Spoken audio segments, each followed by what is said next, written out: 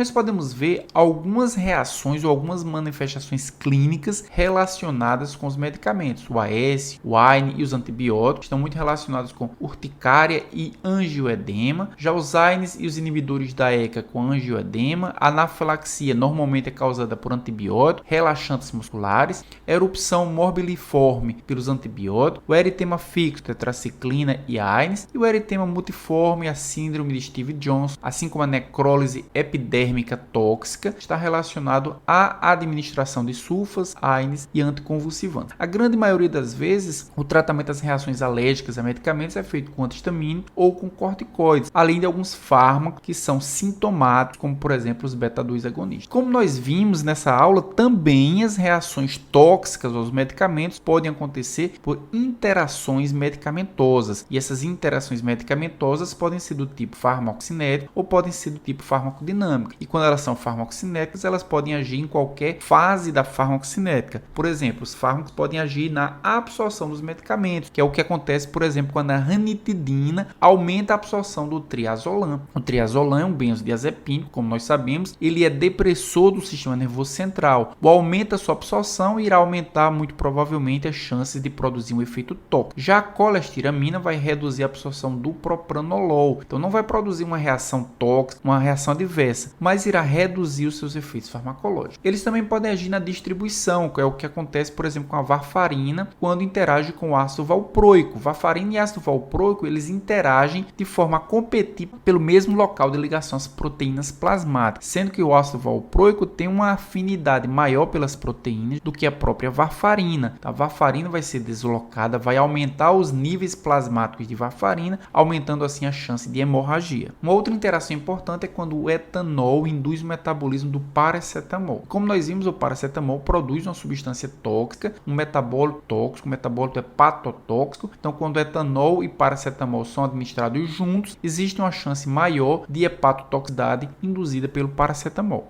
Do ponto de vista da farmacodinâmica, a interação pode acontecer via receptor ou não via o mesmo receptor. Como é que podemos exemplificar uma interação medicamentosa via o próprio receptor? É quando, por exemplo, a buprenorfina antagoniza os efeitos de um opioide. Os opioides e a buprenorfina vão interagir de modo a competir pelo mesmo receptor. Então, na verdade, essa interação não produz nenhuma reação tóxica ou nenhuma reação adversa. Na verdade, ela previne uma reação adversa dos opioides narcóticos, prevenindo a euforia. Entretanto, nós podemos ver que a interação farmacológica pode acontecer não no mesmo receptor, que é o que acontece, por exemplo, quando o ácido acetilsalicílico ele é administrado juntamente com a heparina. O ácido acetilsalicílico ele age como antiagregante plaquetário, enquanto que a heparina age como anticoagulante. Como eles agem na mesma via da coagulação, só que em fases diferentes, um potencializa o outro, podendo produzir, portanto, um aumento das chances de hemorragia. Quais os principais cenários para intoxicação por medicamento? Então, nós temos aqui alguns cenários, como toxicidade farmacoterapêutica. Então, o próprio medicamento administrado em doses terapêuticas poderá produzir uma reação adversa em virtude de inúmeras possibilidades, como nós vimos lá no início da aula, pode ser por idade, pode ser por causas genéticas, dentre outras causas. Também nós temos um cenário de exposição exploratória por crianças. Então, crianças muitas vezes fazem uso de medicamentos e essa administração errática poderá produzir reações adversas nas crianças. Exposição ambiental, assim como exposição ocupacional, ou seja, muitas vezes a intoxicação acontece porque o profissional, muitas vezes ele está exposto àquele medicamento de forma a não evitar os efeitos adversos. Também o outro cenário é o abuso recreacional, ou seja, o paciente ou o indivíduo que faz uso do medicamento faz uso sem finalidades terapêuticas. E uma forma também, um cenário muito comum de intoxicação por medicamentos são os erros de medicação, erros de prescrição, erros de dispensação e também erros de administração. Além de administração proposital para autoagressão e também administração proposital para prejudicar o próximo, são outros cenários importantes de intoxicação a medicamentos. Os fármacos frequentemente envolvidos na intoxicação dos medicamentos são os analgésicos. 12,5% de todas as intoxicações por medicamentos são por analgésico. Temos também os sedativos, hipnóticos e antipsicóticos, com 6,2% da frequência, e os medicamentos contra resfriados, 4,5%, além dos antidepressivos, com 4% 20% da frequência de intoxicação por medicamento. Já quando observamos as fatalidades, os principais fármacos envolvidos com reações adversas ou reações tóxicas fatais são os sedativos, os hipnóticos, além dos anticoagulante, o paracetamol, os opioides, os antidepressivos, os fármacos cardiovasculares, as drogas de rua e estimulantes, além do álcool. Como é que é feita a prevenção? Como é que podemos fazer então a prevenção das intoxicações? Em primeiro lugar, reduzir os erros de medicamentos irá reduzir bastante os níveis e a frequência de intoxicação por medicamento. Então a regra é fármaco certo, para o paciente certo, na dose certa, pela via certa, no tempo certo. Isso acontece quando vários profissionais eles são responsáveis pelo mesmo paciente. Então isso cria barreiras na qual existe uma contra-checagem e o erro ele é evitado. Então quando o farmacêutico dispensa e o enfermeiro administra e o médico prescreve, em algum momento esses profissionais irão identificar os erros um dos outros e evitar que haja erro ou intoxicação por medicamento. Quando todos os profissionais eles erram simultaneamente, o efeito adverso é inevitável. Quais são os princípios de tratamento das intoxicações por medicamento? Primeiro, teremos que estabilizar o paciente. Estabilizar de que forma? Evitar que o paciente tenha um colapso cardiovascular ou renal, que tenha problemas hepáticos, que tenha intoxicação do sistema nervoso central. Primeiro, estabilizar os diversos sistemas. Segundo ponto é identificação do padrão clínico de toxicidade. O que é que o padrão mostra? Aumenta a frequência cardíaca, aumenta a diurese, diminui a pressão arterial. Terceiro ponto é descontaminação do paciente. Então, indução do vômito através do xarope de peca, lavagem gástrica através de uma sonda orogástrica ou utilização do carvão ativado para absorver o tóxico são estratégias importantes para a descontaminação do paciente. O próximo ponto é a irrigação do intestino através do polietileno glicol. Isso pode eliminar o fármaco pelo reto antes que seja absorvido. O próximo ponto é aumentar a eliminação do fármaco manipulando o pH. Então os fármacos normalmente são eliminados quando se administra uma substância que é contrária ao seu próprio pH, facilitando assim as formas ionizadas que são mais hidrossolúveis e mais facilmente eliminadas. E uma outra possibilidade é o uso de antídotos que vão antagonizar os efeitos da molécula tóxica. Aqui nós temos um gráfico mostrando as intoxicações dos medicamentos de acordo com o grupo etário. Podemos observar que o principal grupo etário que está relacionado, que está suscetível à intoxicação por medicamentos são as crianças de 1 a 4 anos. É praticamente o dobro do segundo grupo, que são as pessoas entre 20 e 29 anos. Mas podemos observar também nesse gráfico que apesar de duas faixas etárias muito divergentes, elas possuem também grupos farmacológicos responsáveis pela intoxicação completamente diferentes.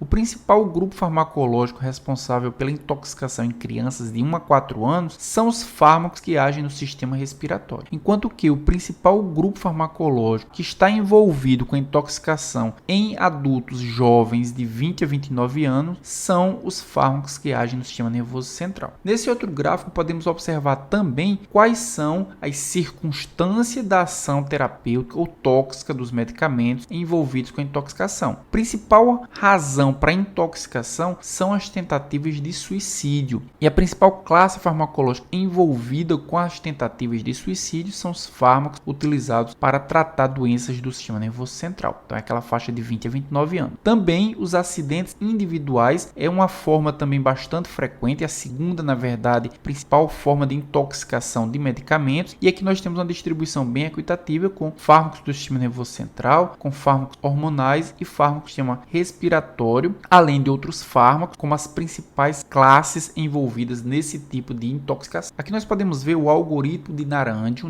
O algoritmo de Naranjo é utilizado para identificação e caracterização de intoxicação por medicamento. Então são 10 perguntas, cada uma dessas perguntas pode ser respondida como sim, como não ou como não sabe, e é dado um score para cada uma dessas respostas. O não sabe sempre vai receber um score 0, mas o sim e o não poderá receber um score diferente. Por exemplo, ao fazer a pergunta, existem prévios sobre essa reação? Se a resposta for sim, é um ponto somado à pontuação de análise da reação adversa. Se for não, será atribuído 0 ponto para a somatória. Na próxima pergunta, a reação adversa ocorreu após a administração do medicamento? Para a resposta sim, será somado 2 pontos, para a resposta não, será subtraído 1 ponto. Então será feito todo o questionário, as 10 perguntas, atribuindo Resumindo as pontuações que vocês podem visualizar aqui nessa tabela. Ao somar todos os pontos após a aplicação do questionário, faz-se a seguinte análise. Se a pontuação for menor ou igual a 0, a reação adversa ou a intoxicação ela é possivelmente não provocada ou produzida pelo medicamento. Mas se a pontuação for entre 1 e 4, há uma possibilidade da reação adversa ou da intoxicação ser causada pelo medicamento. Se a pontuação fica entre 5 e 8, é muito provável que essa reação tóxica seja causada pelo medicamento, e se a pontuação for maior ou igual a 9,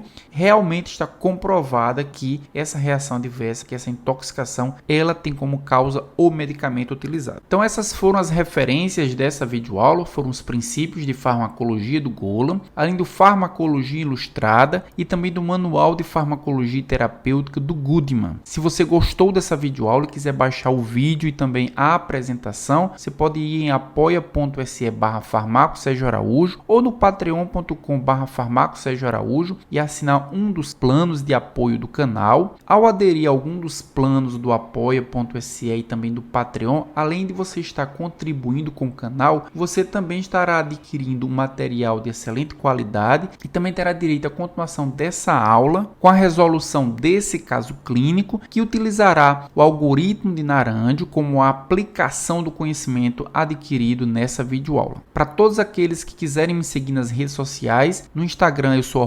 @prof.sergioaraújo, no LinkedIn eu sou @prof-sergio-araújo e no Twitter eu sou @prof.sergioaraú2. Um abraço e até a próxima videoaula. Para aplicarmos os conhecimentos dessa videoaula, iremos resolver esse caso clínico utilizando o algoritmo de Naranjo.